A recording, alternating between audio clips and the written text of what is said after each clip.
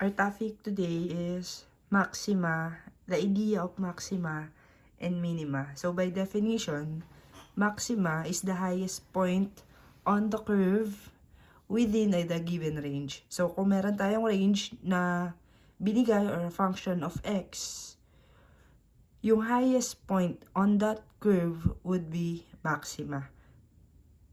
Samantalang yung lowest point naman would be the minima or the lowest point on the curve within the given range. So take this example. So we have a given range or a given graph here. So at negative 4, 3, ito, yan yung kanyang maxima.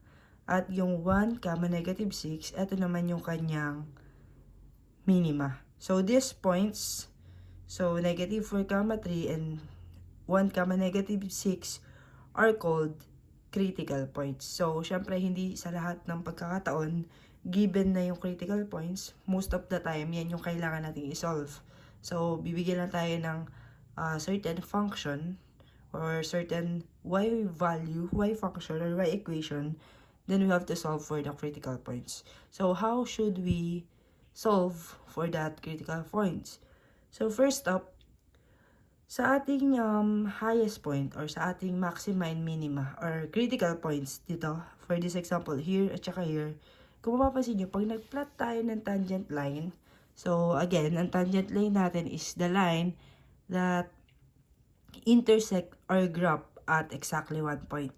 So if mag-draw tayo ng tangent line dito, for example, and sa ating minima,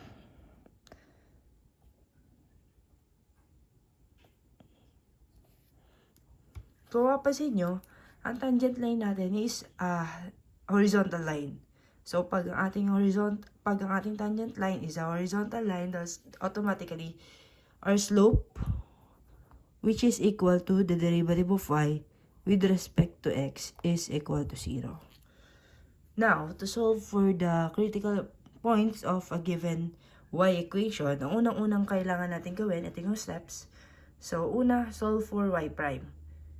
And equate it to 0. Kasi nga, ang ating m, or ang ating slope, or the derivative of y with respect to x is equal to 0. So, yun yung una natin kailangan gawin. Next, once na-equate na natin siya sa 0, we have to use factoring, substitution, or any other method na kinakailangan to solve for x value. And once we have those x values, isa-substitute natin siya sa ating y equation para ma-solve naman natin yung y value. So, pag nakuha na natin yung critical points, makakakuha tayo ng 2 points sa graph. Actually, hindi sa lahat ng pagkakataon 2, minsan 3 makukuha natin. So, the question would be, how should we identify if those points are maxima and minima? So, to identify whether the gathered critical points are maxima or minima, the best way is to plot those points on a Cartesian plane. Siyempre, pag pinlot natin yun, makikita natin kung nasa maxima, nasa highest point ba siya ng curve or nasa lowest point. Siyempre, para mas madali natin maintindihan, let's have an example. For our first example, we have y is equal to x cubed minus 3x squared plus 1. So, according to our steps, anong unang kailangan natin gawin? We have to solve for y, then equate it to 0. So, kunin muna natin yung derivative of y with respect to x or the y prime. Y prime is equal to, anong derivative ng x cubed? 3x squared minus ang nung derivative ng ating 3x squared, 6x. At ang derivative ng 1, which is a constant value, is equal to 0. So, no need to write that na. So, once nakuha na natin yung ating y prime or yung ating slope or ang derivative ng y with respect to x, we have to equate it to 0 to solve for the x values. So, yung y prime dito, papalitan lang natin ng 0. 3x squared minus 6x. So, by factoring, pwede natin i-factor out yung 3x. Then, may iwan tayo ng x minus 2. So, 3x, pag inequate natin sa 0, x would be 0. At ang x minus 2, pag inequate natin sa 0 would be x is equal to 2. So, ngayon, meron na tayong y values. Meron na tayong x values. Now, to solve for y values naman, ito, we have to substitute the x values to the y equation, which is this, to get the y value. So, at x is equal to 0, we have y is equal to x cubed minus 3x squared plus 1. Substitute lang natin yung value ng x. 0 cubed minus 3, 0 squared plus 1, y is equal to 1. So, ang ating first critical point is 0, 1. Okay, we have 1. Tapos, ang next, at x is equal to 2. Substitute lang ulit natin. Y is equal to 2 cube minus 3, 2 squared plus 1. We'll have a y value of -3. So, the next critical point na na-solve natin is 2, -3. Now, the last step is to identify whether this point is a maxima or a minima. So, we'll have to draw the points or to plot the points in a Cartesian plane. So, say we have a Cartesian plane here.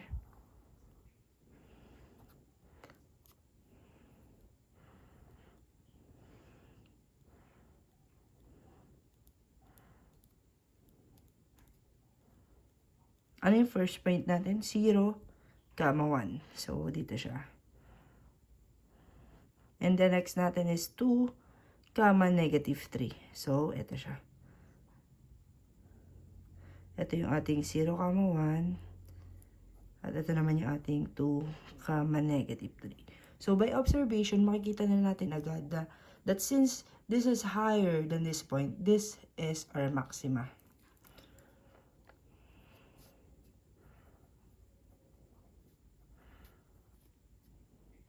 And the other one, of course, is our minima.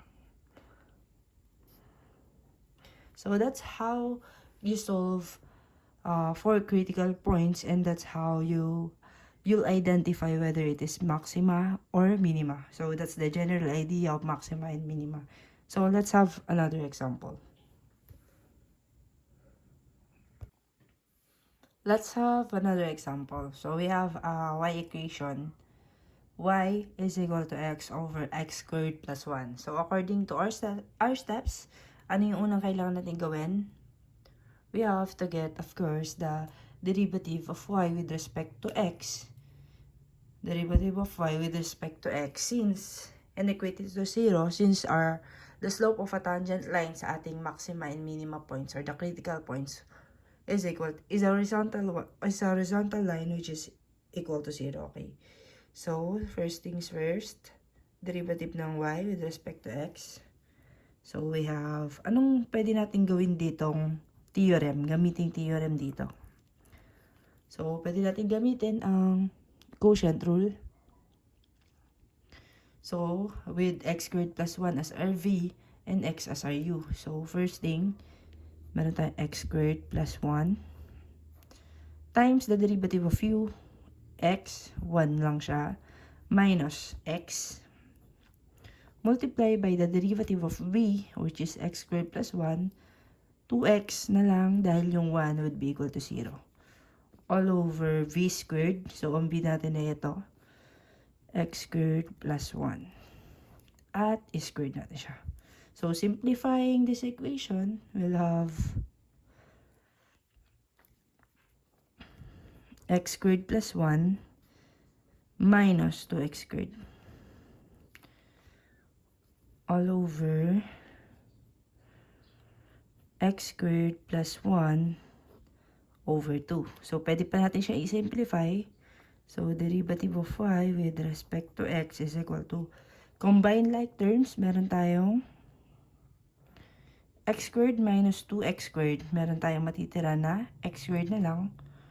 1 minus x squared all over x squared plus 1 squared. So, nakuha na natin yung derivative ng y with respect to x. The next step na kailangan natin gawin is to equate this derivative of y with respect to x or yung ating slope to 0. So, pag ginawa natin to 0, 1 minus x squared all over x squared plus 1 squared. So, by cross multiplication, automatically, this one would be equal to 0 na. By cross multiplication. So, ang matitira na lang sa atin is 0 is equal to 1 minus x squared. So, pag nilipat natin yung x squared, dito, we'll have x squared is equal to 1. And syempre, para ma-eliminate yung square, kailangan natin kunin yung square root ng both sides of the equation. Then, we'll have value of x as positive and negative 1. Now, to solve for the y value, so una, kailangan nating to solve for y value at x is equal to 1, positive 1. So, substitute natin siya sa ating y equation. So, we have y is equal to x over x squared plus 1. So, yung x values, papalitan lang natin ng 1. We'll have 1 over 1 squared plus 1. So, ang y natin is equal to 1/2. So, our first critical point is at 1, 1/2. Okay? Tapos, next, at x is equal to negative 1. Negative 1 naman, same process lang tayo. Y is equal to negative 1 all over negative 1 squared plus 1. So, we'll have negative 1/2. Another critical point is negative 1, negative 1/2. Now, to identify which of these critical points are the maxima and minima, we have to plot this in a Cartesian plane.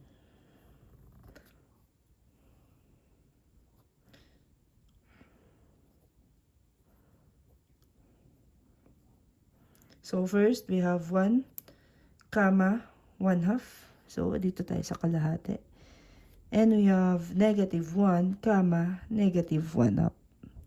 Again, by observation, we'll know that 1, 1/2 is higher than the other point. So, this is our maxima. And this is obviously our minima. Understood?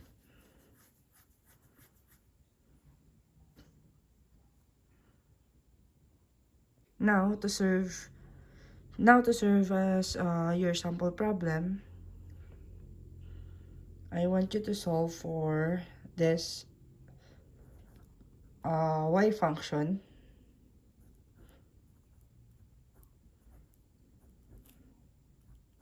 X cubed minus 12x plus 1. And try solve for its critical points.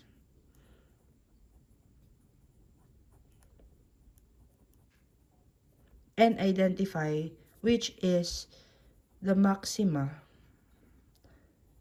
and minima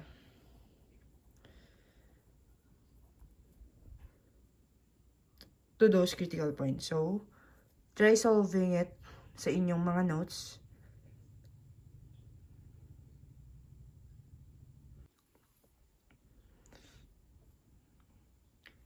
Try solving it, and that would serve as your practice problem.